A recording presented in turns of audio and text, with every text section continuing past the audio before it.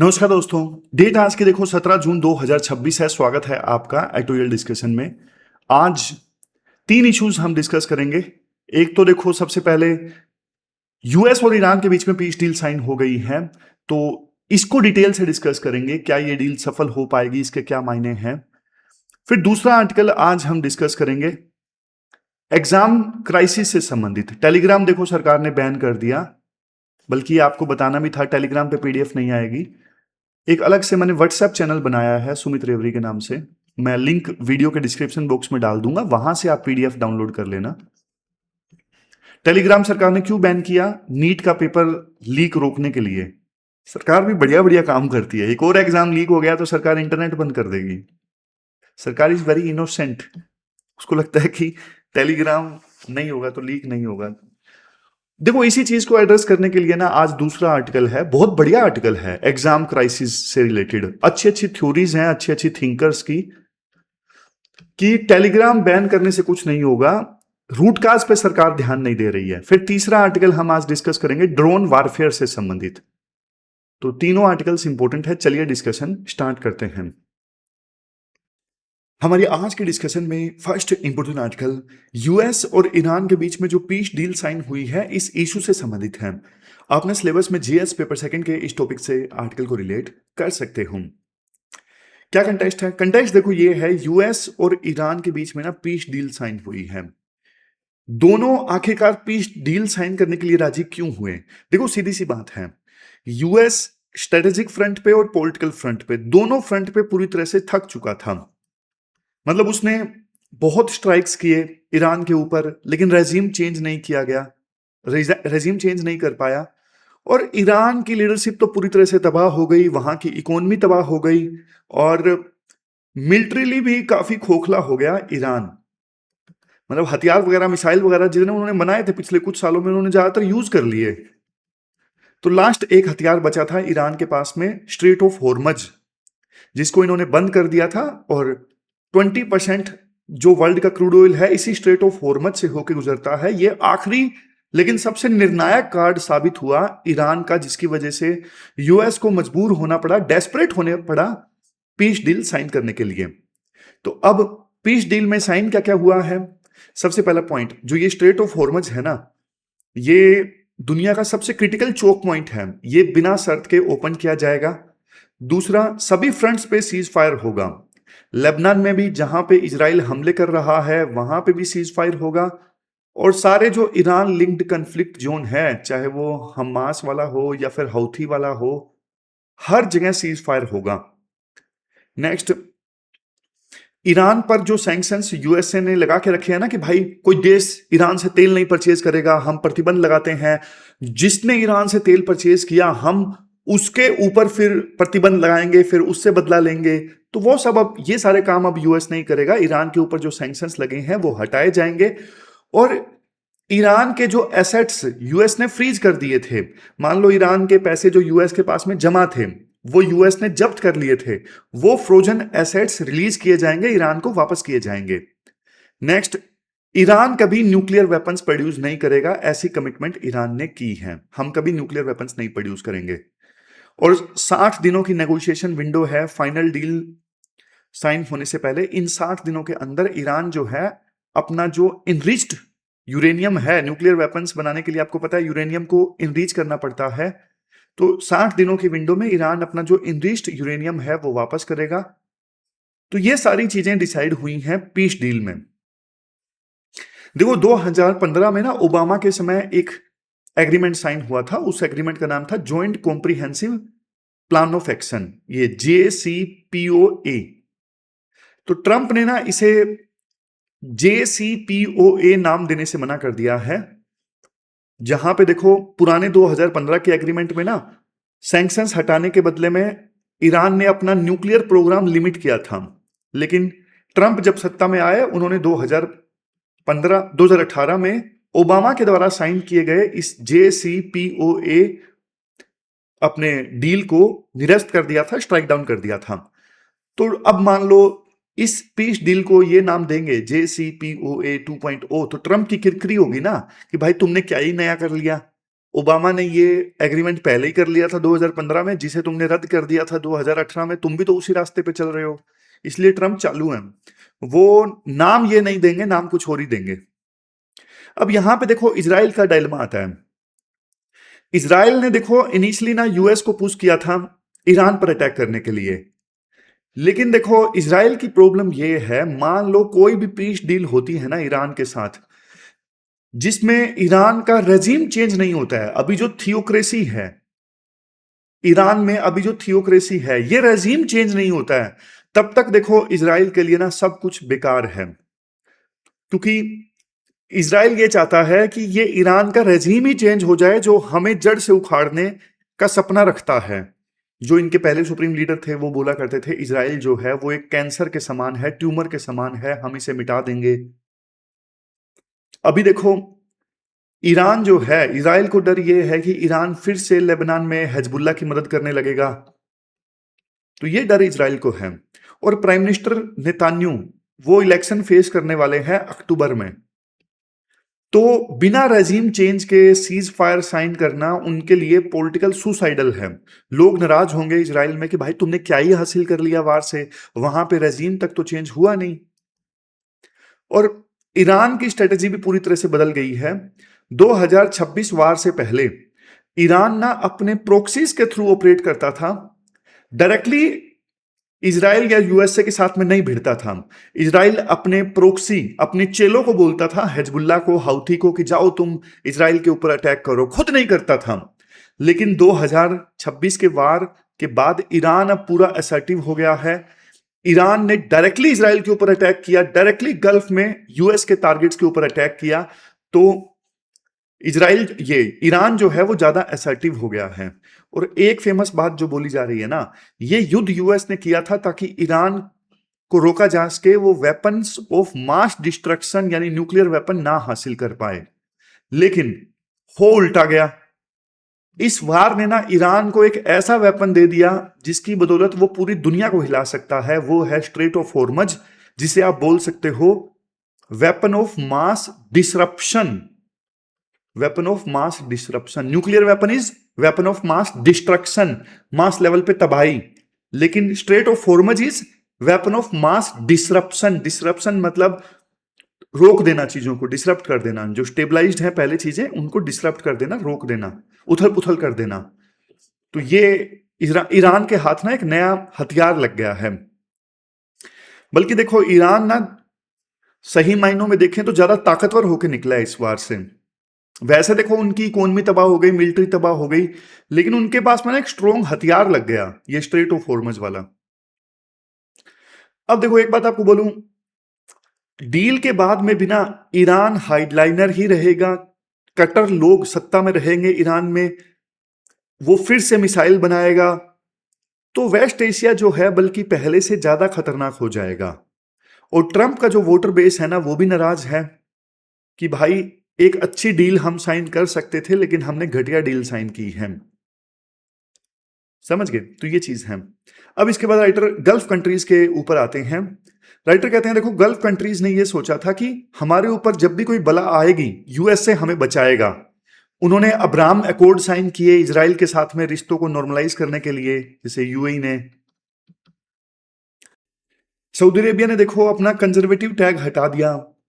तो ये जो देश थे ना, यूएई, सऊदी अरेबिया, ये बड़ी मिडिल पावर्स बनना चाहते थे, लेकिन वार ने ना इनकी वल्नरेबिलिटीज, इनकी जो कमजोरियां हैं वो दुनिया के सामने ला दी कि भाई ये ईरान से अपनी सुरक्षा नहीं कर सकते, ये यूएसए के ऊपर बहुत ज्यादा डिपेंडेंट है, और यूएसए भी कोई खास इनकी मदद कर नहीं पाएगा। क्योंकि जैसे ईरान ने सस्ते सस्ते ड्रोन यूज किए और दुबई सिटी को निशाना बनाया, तो यूएस कोई बहुत ज्यादा हेल्प नहीं कर पाया। और इवन देखो मिडिल ईस्ट में भी फॉल्ट लाइन्स सामने आ गई। फॉल्ट लाइन्स मतलब जैसे ये सऊदी अरेबिया और यूएई है, ये पब्लिक में तो दोस्ती का दिखावा करते हैं, लेकिन इस वार में ना पता लग गया कि भाई इन दोनों आपस में कॉम्पीट कर रहे हैं, दोनों के बीच में कंपटीशन है। कंपटीशन यमन में भी है, कंपटीशन सूडान में भी है, कंपटीशन सोमालिया में भी है। अपने अपने इंटरेस्ट को सुरक्षित करने के लिए कंपटीशन है इन दोनों देशों में। तो ये जो दरार है ना दोनों देशों की, वो सामने आ गई दुनिया के सामने। और इवन जो ये यूएई है वो ओपेक से भी बाहर आ गया। ओपेक जो देखो ऑयल प्रोड्यूस करने वाले देशों का एक गिरोह है, कार्टेल है, तो इस ग्रुप से बाहर आ गया यूएई। तो इससे सऊदी अरेबिया की जो पकड़ है वो और कमजोर हुई है, क्योंकि लीडर सऊदी अरेबिया था इस ग्रुप का। स्ट्रेट ऑफ हॉर्मज का रिस्क और ज्यादा निखर के आया है, बढ़ के आया है कि कोई भी ब्लॉकेड इस स्ट्रेट में लगता है तो ग्लोबल सप्लाई चेन कोलैप्स कर जाएंगी। तो ये दिक्कत है। फिर इसके बाद क्या बोला जाता है, इसके बाद राइटर ये बोलते हैं, जैसे देखो यूरोप ने नाटो को रशिया की तरफ एक्सपेंड किया, पर रशिया को कभी रीजनल सिक्योरिटी आर्किटेक्चर में शामिल नहीं किया, जिसकी वजह से रशिया ने यूक्रेन के ऊपर हमला कर दिया और वार स्टार्ट कर दी। उसी प्रकार से गल्फ में भी यही हुआ। ईरान को यूएसए ने ना वेस्ट एशिया के सिक्योरिटी आर्किटेक्चर से बाहर रखा, बाकी सबको एक साइड कर लिया, अपने साइड कर लिया, और ईरान को विरोध में कर लिया। लेकिन फिर ईरान ने वार कर दिया। सेम चीज रशिया के साथ में हुई। रशिया यूएसए ने बाकी देशों के साथ मिलकर सिक्योरिटी ग्रुप बना लिया रशिया के विरोध में, रशिया ने अटैक कर दिया। तो भाई आप ये रणनीति जो अपनाते हो ना कि बाकी सबको मिला लो और एक पावर को अलग कर दो, फिर वो वार होता ही होता है ऐसी सिचुएशन में। चाइना बहुत चालाक निकला। चाइना देखो चुपचाप इस वार में देखता रहा। चाइना को समझ आ गया कि ताइवान के ऊपर कल को मुझे अटैक करना है तो इन बातों का ध्यान रखना पड़ेगा। तो इसलिए चाइना इस वार से बहुत कुछ सीखा है। चाइना देखो वेस्ट एशिया में अपना रोल बढ़ाना चाहता है, लेकिन गल्फ अभी भी इतना कुछ होने के बाद भी अभी यूएसए के ऊपर डिपेंडेंट है। इसलिए चाइना ना अपने आयरन ब्रदर यानी पाकिस्तान, इसके थ्रू वेस्ट एशिया में अपना इन्फ्लुएंस बढ़ाने की कोशिश करेगा। रशिया रशिया को तो फायदा हो गया इस वार से। क्यों क्यों क्यों फायदा हो गया? क्योंकि यूएसए का ध्यान भटक गया। पहले यूएसए का ध्यान यूक्रेन के ऊपर था। इस वार से यूएसए का सारा ध्यान, रिसोर्सेज ईरान पर लग गए। और इवन रशिया अब जो नेगोशिएशन होंगी ना पीस के लिए, उसमें रशिया का एज है। रशिया बोलेगा भाई तुमने भी तो ईरान के ऊपर अटैक किया, हमने उसी हिसाब से यूक्रेन के ऊपर अटैक किया। तो मतलब वो अपना जो युद्ध का स्टैंड है उसे वैलिडेट करेगा रशिया ईरान युद्ध की सहायता से। इंडिया ने क्या गलती की? देखो शुरुआत में इंडिया ने ना इजराइल और यूएस का साथ दिया, और इंडिया ने इवन खामेनेई के असैसिनेशन को भी इग्नोर कर दिया। खामेनेई को मारा था ना, उसको भी इग्नोर कर दिया। लेकिन बाद में ईरान ने ना स्ट्रेट ऑफ हॉर्मज बंद कर दिया, और इंडिया पे फिर एनर्जी सिक्योरिटी का खतरा आ गया। तो फिर इंडिया को अपनी गलती समझ में आई। देखो इंडिया को हमेशा एक चीज ये सोचनी होगी, स्ट्रेटेजिक ऑटोनमी यानी अपने फैसले खुद लेने की जो पावर है वो सबसे सुप्रीम है, उसके साथ कोई कॉम्प्रोमाइज नहीं होना चाहिए। दूसरा मल्टी अलाइनमेंट, सबका साथ सबका विकास नहीं, सबका विकास नहीं, मतलब मल्टी अलाइनमेंट मतलब सबका साथ बैलेंस करना पड़ेगा। और गल्फ में देखो अगर मान लो इकोनॉमिक स्लोडाउन आता है ना युद्ध की वजह से, तो सोच के देखो हमें कितना नुकसान होगा। इंडियंस की जॉब जाएगी, इतना इंडियन डायस्पोरा वहां पे काम करता है, रेमिटेंस भेजता है, मतलब पैसे कमा के वापस इंडिया में भेजता है। तो इसलिए वहां पे इकोनॉमिक स्लोडाउन आता है तो इंडिया पे इंपैक्ट पड़ेगा। और गल्फ अगर कमजोर होता है तो चाइना वहां पे इन्वेस्ट करने की कोशिश करेगा। चाइना का जो दबदबा है गल्फ में बढ़ेगा, ये भी इंडिया कभी नहीं चाहेगा। समझ गए? तो फाइनल क्वेश्चंस देखो यही है, क्या ये डील सफल होगी? क्या इजराइल इस डील को एक्सेप्ट करेगा, या फिर वार फिर से स्टार्ट होगा? और सबसे बड़ी क्वेश्चन ये भी है, पाकिस्तान ने ये डील साइन करवाई है, मीडिएशन किया है, तो पाकिस्तान और यूएस की बढ़ती जो दोस्ती है उसका इंपैक्ट इंडिया पे क्या पड़ेगा? तो ये सारे क्वेश्चंस हैं जिनका जवाब हमें ढूंढने की आवश्यकता है। ये कीवर्ड्स हैं जो आप आंसर्स में यूज कर सकते हो, multi alignment, non state actors. ये पास्ट में यूपीएससी ने 2020 में क्वेश्चन पूछा था, 2017 में पूछा था। तो आप आज के आर्टिकल के पॉइंट्स इनमें यूज कर सकते हो, और ये पोटेंशियल क्वेश्चन है जो आपको अटेम्प्ट करना है, क्वेश्चन नंबर 1। चलते हैं आगे। इसके बाद नेक्स्ट आर्टिकल देखो, इंडिया के एग्जामिनेशन क्राइसिस से संबंधित है। आप ना सिलेबस में जीएस पेपर सेकंड के इस टॉपिक से आर्टिकल को रिलेट कर सकते हो। कंटेक्स्ट तो देखो आपको पता है, 21 जून को नीट का पेपर फिर से है, और इस बार सरकार ये कह रही है कि हम एयरफोर्स का यूज करेंगे पेपर्स डिलीवर करने के लिए, सेंटर तक पहुंचाने के लिए, और इसके अलावा टेलीग्राम तक को बैन कर दिया गया है। लेकिन आप बताओ, जिनको पेपर लीक करने हैं वो टेलीग्राम के बजाय दूसरी एप्लीकेशन का यूज कर लेंगे। तो राइटर देखो ये बोलते हैं हर साल ना ये एक सालाना प्रथा जैसी बन गई है कि पढ़ाई करो, एग्जाम दो और बाद में पेपर लीक हो जाते हैं। फिर कैंसल होता है पेपर, कोर्ट केस होता है और सड़कों पे स्टूडेंट आ जाते हैं। जैसे नीट के पेपर के साथ में हुआ। नीट तो सिर्फ एक पेपर है और बहुत सारे पेपर्स लीक होते हैं। और जब भी देखो लीक होता है ना, पब्लिक और सरकार का रिएक्शन क्या होता है? सिक्योरिटी और बढ़ाओ, सीसीटीवी कैमरा लगाओ, कानून सख्त करो। लेकिन आर्टिकल कहता है देखो ये मेजर्स ना जरूरी हैं लेकिन सफिशिएंट नहीं है लीक को रोकने के लिए। असली सवाल ये है ही नहीं कि लीक कैसे हुआ। असली सवाल ये है कि इतने रिफॉर्म के बाद भी ये बार बार क्यों हो रहा है। समझ गए? 2024 में जब नीट का पेपर लीक का मामला सामने आया था ना, तो उस समय सुप्रीम कोर्ट ने एक ऑब्जर्वेशन दी थी। सुप्रीम कोर्ट ने यह बोला था कि एविडेंस के हिसाब से पेपर लीक देखो कुछ स्पेसिफिक लोकेशंस पे था, पूरा जो एग्जाम है वो कॉम्प्रोमाइज नहीं हुआ। लेकिन पब्लिक नहीं मानी। क्यों? क्योंकि भाई यहां पे एक एंट्री होती है थिंकर की, Donald Schon critic of public policy. इन्होंने एक बात बोली थी। पहली बात इन्होंने बोली इंस्टीट्यूशनल ट्रस्ट। क्या है ये इंस्टीट्यूशनल ट्रस्ट? उन्होंने देखो ये बोला था कि मॉडर्न सोसाइटी ना कॉम्प्लेक्स है। एक जो कॉमन मैन है ना, वो देखो सिस्टम को ना पर्सनली वेरीफाई नहीं कर सकता। आप एनटीए के सर्वर रूम में नहीं जाके चेक कर सकते कि भाई क्या हो रहा है क्या नहीं हो रहा है। इसीलिए सोसाइटी किस चीज पे चलती है? सोसाइटी चलती है इंस्टीट्यूशन के ट्रस्ट के ऊपर, संस्थान के ट्रस्ट के ऊपर सोसाइटी चलती है। जब देखो ट्रस्ट टूट जाए ना, तो अगर रिजल्ट भी सही हो तो भी वो संस्थान जो है वो सस्पेक्ट बन जाता है। अगर वहां पे लीक हुआ तो यहां भी हुआ होगा। इसलिए इंडिया के जो एग्जामिनेशन क्राइसिस है ना, वो एक प्रकार से ना क्राइसिस ऑफ ट्रस्ट है। जैसे मान लो इलेक्शन कमीशन है, इलेक्शन कमीशन के ऊपर लोगों का मान लो ट्रस्ट टूट गया। इलेक्शन कमीशन कितना ही फेयर इलेक्शन करवा दे, वो ट्रस्ट नहीं बनता। लगता है कि नहीं यार ये तो मतलब बिके हुए हैं, इलेक्शन ये सही ढंग से नहीं करवाते। तो ये क्राइसिस ऑफ ट्रस्ट है एक प्रकार से। कितना ही एग्जाम फेयर हो जाए, जनता का विश्वास नहीं बनेगा। और फिर ये जो कंसेप्ट था ना इनका था ये निकलस लूमान का, ये इंस्टीट्यूशनल ट्रस्ट वाला। अभी वाला जो ये कंसेप्ट है ना क्रिटिक ऑफ पब्लिक पॉलिसी, ये इनका है डोनाल्ड सेकोन। मैं फिर से बोल देता हूं ताकि आपको याद रहे, ऐसे वगैरह में आप यूज कर सको, क्योंकि ये क्राइसिस ऑफ ट्रस्ट वाला जो पॉइंट है ना वो किसी भी संस्थान के संदर्भ में आप यूज कर सकते हो। तो निकलस लूमान का ये कंसेप्ट था इंस्टीट्यूशनल ट्रस्ट वाला। और नेक्स्ट जो कंसेप्ट है वो डोनाल्ड सेकोन का है क्रिटिक ऑफ पब्लिक पॉलिसी, जिसमें ये बोलते हैं गवर्नमेंट का रिस्पॉन्स आप देखिए।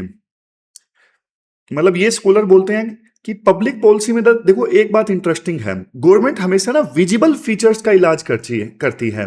मतलब जो दिखते हुए लक्षण है ना उनको सिर्फ सरकार एड्रेस करती है ताकि अपनी इमेज बचाई जा सके।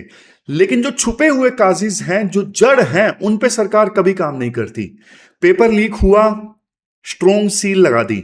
फिर लीक हुआ, बायोमेट्रिक वेरिफिकेशन कर दो, नए लॉज पास कर दो। लेकिन प्रॉब्लम वहीं की वहीं। प्रॉब्लम वहां पे क्यों? क्योंकि भाई सिर्फ जो चीजें दिख रही हैं आपने उनको एड्रेस किया, आपने पूरी प्रोसेस को फुल प्रूफ नहीं किया।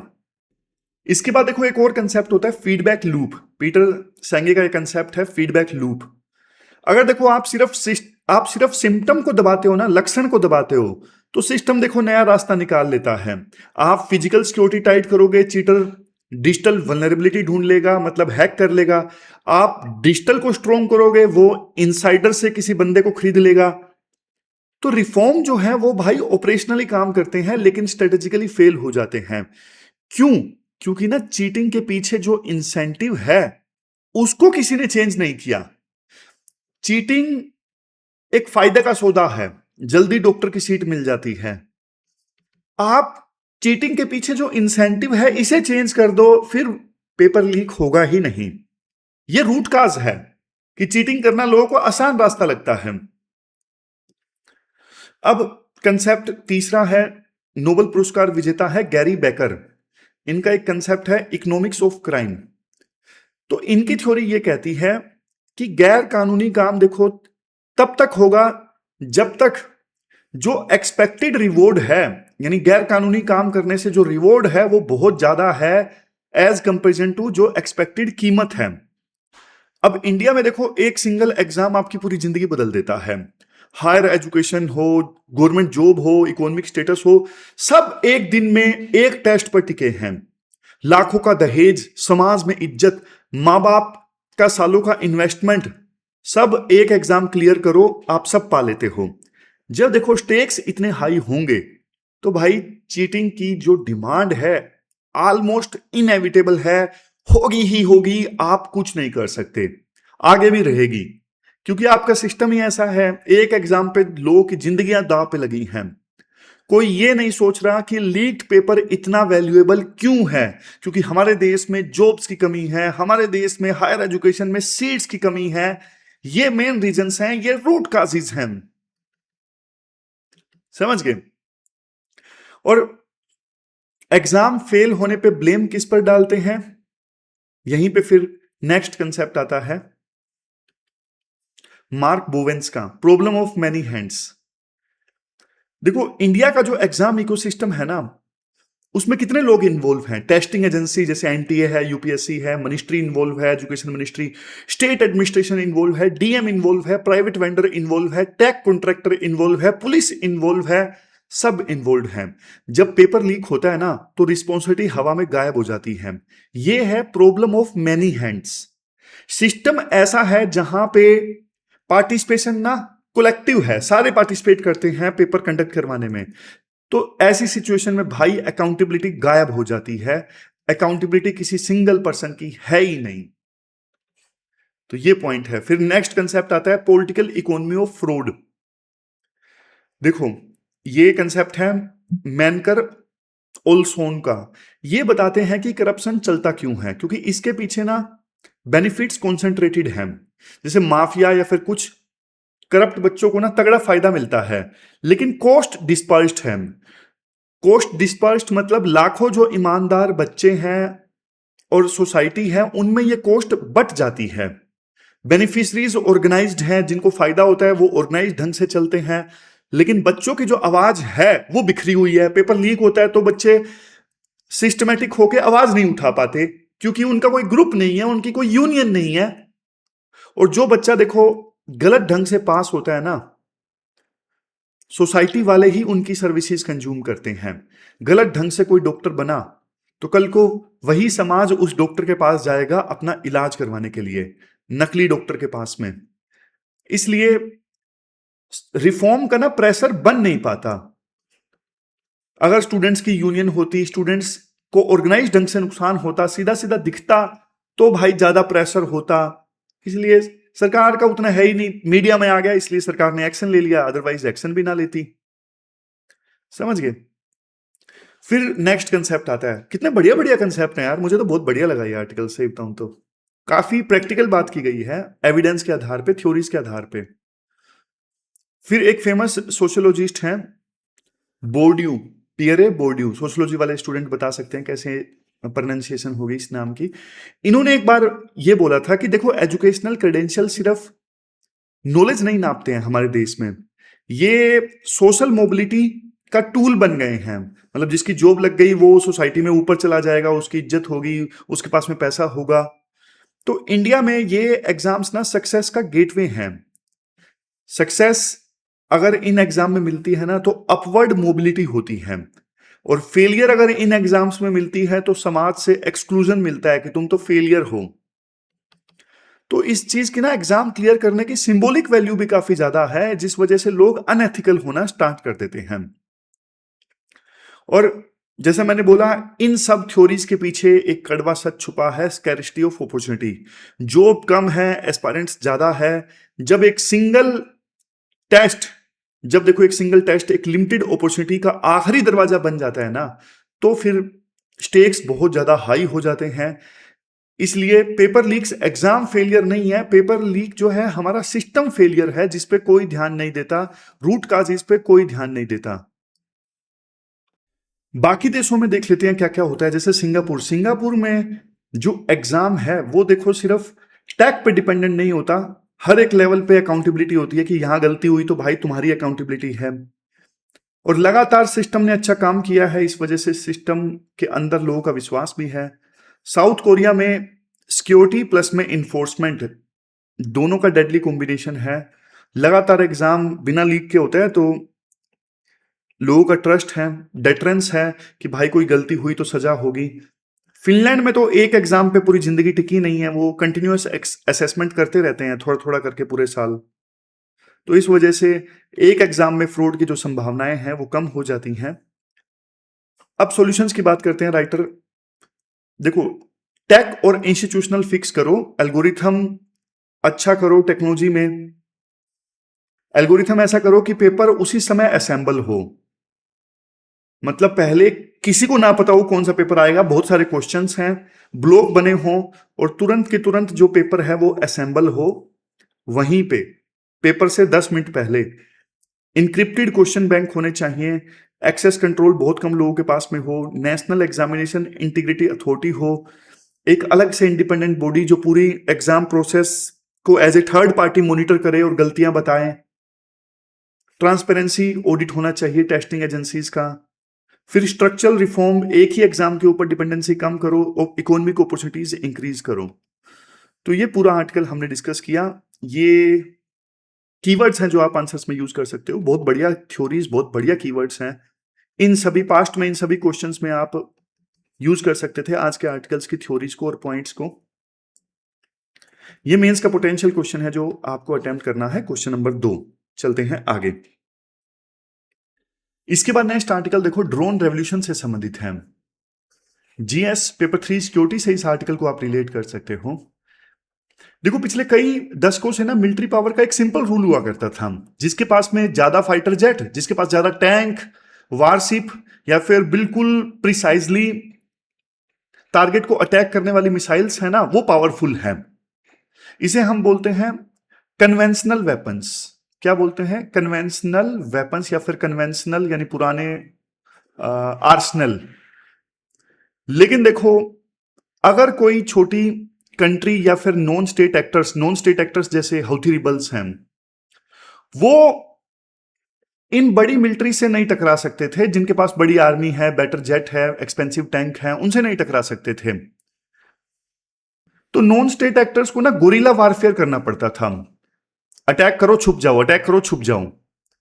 बट देखो, अभी जो यूक्रेन वार में हुआ, लेबनान इजराइल वार में हुआ, यूएस ईरान वार में हुआ, उन वार्स ने ना इस थ्योरी को पूरी तरह से बदल दिया है। आज देखो, युद्ध में ना ड्रोन का कितना ज्यादा यूज होने लगा है, वो आप देखिए। सस्ते ड्रोन,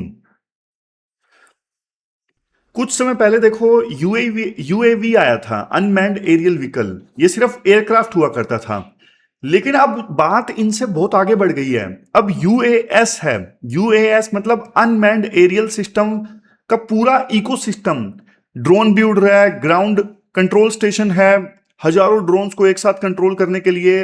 वो ड्रोन आपस में बात कर रहे हैं, सेंसर्स का इस्तेमाल कर रहे हैं। तो मतलब अब जो ड्रोन है, सिर्फ एक सिंगल ड्रोन से बात बहुत आगे बढ़ गई है। अब आ गया है अनमैन्ड एरियल सिस्टम। समझ गए? अब ये जो टर्म्स है ना, इनका मतलब आप याद रखिएगा। आईएसआर मतलब इंटेलिजेंस, सर्विलियंस और रेकोनेसेंस मतलब रेकी करना। Target acquisition and precision strikes, target को एक्वायर करना कि यहां पे टारगेट करना है और बिल्कुल प्रिसाइजली उस पर स्ट्राइक करना। लॉजिस्टिक मतलब ड्रोन्स सामान को एक स्थान से दूसरे स्थान पर ले जाने में बहुत सक्षम है, सिविलियंस की हेल्प करने में बहुत सक्षम है, डिजास्टर आने पर बॉर्डर के ऊपर पेट्रोल करने में बहुत सक्षम है। और ड्रोन देखो अलग अलग टाइप के हैं। जैसे सबसे पहले हैं सर्विलियंस ड्रोन, ये सिर्फ ऑब्जर्व करते हैं, जैसे हिरोन है। फिर है कॉम्बैट ड्रोन्स, ये मिसाइल फायर करते हैं, जैसे MQ-9 रीपर। फिर लोइटरिंग म्यूनिशन वाले ड्रोन्स हैं, जैसे कामिकाजे, बहुत यूज हो रहे हैं कामिकाजे रशिया यूक्रेन वारफेयर में। ये पहले देखो टारगेट के इर्द गिर्द मंडराते रहते हैं और फिर एग्जैक्टली टारगेट के ऊपर स्ट्राइक करते हैं। फिर FPV ड्रोन्स हैं, फर्स्ट पर्सन व्यू ड्रोन्स। आपने बच्चों को वीडियो गेम खेलते देखा होगा, देखो तो FPV ड्रोन में ना ऑपरेटर वर्चुअल रियलिटी वाला चश्मा पहनता है, ड्रोन के कैमरे की जो लाइव फीड है ना उसकी आंखों के सामने होती है, जिसकी सहायता से ना मतलब एक्सट्रीमली आप ना टारगेट को प्रिसाइजली हिट कर सकते हो, बिल्कुल एकदम पिन पॉइंट करके हिट कर सकते हो, क्योंकि जो ड्रोन को दिख रहा है वो उस इंसान को भी चश्मा पहने हुए दिख रहा है। सोच के देखो। तो ये अलग अलग टाइप के ड्रोन हैं। तो जो ड्रोन रेवोल्यूशन की हम बात कर रहे हैं ना, इसके मेनली 3 पिलर्स हैं। पहले तो ना विभिन्न देश टैंक में इन्वेस्ट करते थे, एक्सपेंसिव टैंक खरीद लिए, एक्सपेंसिव जेट खरीद लिए, एक एक जेट इतना महंगा। लेकिन अब विभिन्न देश ना ड्रोन की वारफेयर में अपने आप को अडेप्ट कर रहे हैं, सस्ता ड्रोन बने और सस्ते ड्रोन से हम अपने आप को डिफेंड कर सकें। अब जैसे ईरान $200 का ड्रोन इस्तेमाल कर रहा है यूएस के महंगे फाइटर जेट उड़ाने के लिए, महंगे टारगेट्स को उड़ाने के लिए। वारफेयर जो पहले बड़े देश कर सकते थे, अब वारफेयर डेमोक्रेटाइज हो गया है। अब ये हाउथी रिबल्स जैसे लोग भी ना वारफेयर आसानी से कर सकते हैं इन सस्ते ड्रोन्स की सहायता से। और 24/7 सर्विलेंस चलता है, कोई छुप नहीं सकता, ऊपर से देखते रहते हैं, फ्रंट लाइन देखते रहते हैं दुश्मन देश कि क्या चल रहा है। तो वो वार पहले जो दिन दिन के समय चलता था, महाभारत में हुआ करता था, शंख बजता है शाम होते ही चलो युद्ध खत्म करो, वो सब खत्म हो गया भाई। अब 24/7 युद्ध चलेगा, लगातार सर्विलियंस होती रहेगी। और इस रेवोल्यूशन को कौन गाइड कर रहा है? जैसे मैंने आपको बताया, $500 का ड्रोन वर्सेस $1 मिलियन रडार। देख लो कौन सा सस्ता है। ऑफ कोर्स ड्रोन सस्ता भी पड़ता है और इफेक्टिव भी है। एक कॉमर्शियल ड्रोन जो 60-70 हजार का आता है, उसके साथ में आप ग्रेनेड फिट कर दो, वो एक पोटेंशियल कितना बड़ा बॉम्बर बन जाता है, सोच के देखो। और ड्रोन को ना मैन्युफैक्चर करना इजी है। एक फाइटर जेट आप बनाओगे, आपको इतना समय लग जाता है एक फाइटर जेट बनाने में, जबकि 1 लाख ड्रोन आप 1 महीने में आसानी से बना सकते हो। आगे आगे तो देखो ड्रोन वारफेयर ना और भी खतरनाक होने वाला है। जैसे पहला है एआई इंटीग्रेशन। एआई ड्रोन्स के साथ में मिलकर काम करेगा, अपने आप से टारगेट को आइडेंटिफाई करेगा, अपने आप से अटैक कर देगा, किसी रिमोट पायलट की जरूरत ही नहीं है। इसमें एथिकल और लीगल क्वेश्चंस जरूर हैं, लेकिन विभिन्न देशों को फायदा होगा तो इसे वो जरूर यूज करेंगे। फिर ड्रोन स्वाम वारफेयर। अब मान लो 1000 ड्रोन ने एक साथ अटैक कर दिया। अब भाई को S-400 मिसाइल डिफेंस सिस्टम हो या S-500 हो, कोई भी डिफेंस सिस्टम 500 ड्रोन्स को एक साथ नहीं झेल सकता। कुछ ड्रोन्स तो छूटेंगे, अटैक करेंगे ही करेंगे। फिर इसके बाद में पूरा इकोसिस्टम, एयर में ड्रोन, लैंड में रोबोट और सी में अनमैन्ड बोट, ये सभी इंटरनेट लिंक्ड। अभी तो हम सिर्फ हवा में उड़ने वाले ड्रोन की बात कर रहे हैं। मान लो जमीन के नीचे ऐसे छोटी छोटी बोट्स जो ऑटोमेटिक चलें, बिना इंसान के चलें। मान लो लैंड पे लड़ने वाले रोबोट्स, ये तो अभी हमने देखे नहीं, आने वाले समय में ये भी आने वाले हैं। इसलिए देखो काउंटर ड्रोन सिस्टम, अभी इन पे बहुत ज्यादा रिसर्च चल रही है। जैसे स्पेशल रडार जो ड्रोन्स को पहचान सकें, उनकी इलेक्ट्रॉनिक सिस्टम को जैम कर सकें, ड्रोन को हवा में पकड़ने वाले नेट, उनको हवा में शूट करने वाले काइनेटिक बंदूक, नॉन काइनेटिक, जाके उनको जाम कर सकें। मतलब ऐसे ऐसे बहुत सारी चीजों पर काम चल रहा है ताकि ड्रोन के खतरे से विभिन्न देश निपट सकें। बहुत हैवी रिसर्च कर रहे हैं अभी विभिन्न देश इसके ऊपर। इंडिया को क्या करना पड़ेगा? इंडिया को देखो बॉर्डर पे नजर रखनी पड़ेगी, क्योंकि पाकिस्तान इन ड्रोन्स का बहुत यूज कर रहा है ड्रग्स भेजने के लिए, बंदूकें भेजने के लिए हमारे देश में। तो हमें जबरदस्त काउंटर ड्रोन कैपेबिलिटी चाहिए इंपॉर्टेंट लोकेशंस पे, और हमें ड्रोन्स की ना इंडिजिनस मैन्युफैक्चरिंग पे फोकस करना होगा। कल को युद्ध हो गया तो इंपोर्ट करने नहीं बैठेंगे हम, हमारे पास में कैपेसिटी होनी चाहिए, लाखों की संख्या में ड्रोन हम बना सके हमारे देश में। तो मिलिट्री डॉक्ट्रिन को मॉडर्नाइज करने की आवश्यकता है। टैंक और जेट की आवश्यकता अभी भी है, लेकिन ड्रोन्स को इंटीग्रेट करो आप मिलिट्री डॉक्ट्रिन में। फिर R&D पे इन्वेस्ट करो, एआई, स्वाम टेक, इलेक्ट्रॉनिक वारफेयर, इनमें आप इन्वेस्ट करो। तो ड्रोन वारफेयर से आप देखो आप बच नहीं सकते। मतलब इस पे जबरदस्त हमें इन्वेस्ट करने की आवश्यकता है, इसको बहुत ज्यादा सीरियसली लेने की आवश्यकता है। तो ये पूरा आर्टिकल हमने डिस्कस किया, और क्वेश्चन भी देख लीजिए जो पोटेंशियल क्वेश्चन आपको अटेम्प्ट करना है। ये तीसरा मेंस का क्वेश्चन आपको अटेम्प्ट करना है ड्रोन रेवोल्यूशन से संबंधित। तो ये थी हमारी आज की डिस्कशन। कल मिलते हैं फिर से एक नई डिस्कशन के साथ। तब तक आप अपना ध्यान रखिए, अच्छे से पढ़िए। Thank you very much for discussion.